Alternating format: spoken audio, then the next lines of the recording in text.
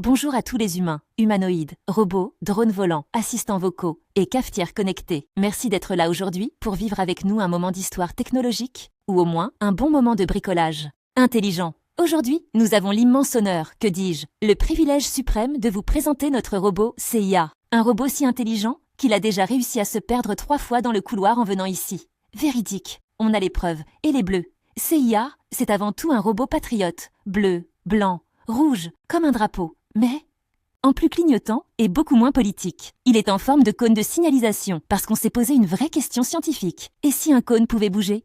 Pas parler, pas danser, juste bouger, doucement, avec dignité. Parce que d'habitude, les cônes restent plantés là, tout seuls, tristes et incompris. Et personne ne les écoute. Nous, on s'est dit, donnons-leur une vraie utilité, un sens à leur vie en plastique. Bon, il ne parle pas, il ne fait pas de blagues, mais il brille, il clignote et surtout, il agit.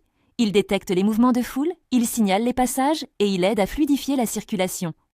Bref, il fait son job en silence, mais avec classe et concentration, un peu comme un ninja du mobilier urbain. Côté technologie, il a un petit cerveau électronique, pas bavard, mais bien concentré. Pas besoin de Wi-Fi, pas besoin d'appli. Il se débrouille tout seul, ne perd jamais patience, il ne râle pas. Et honnêtement, parfois, on aimerait bien que les humains fassent pareil.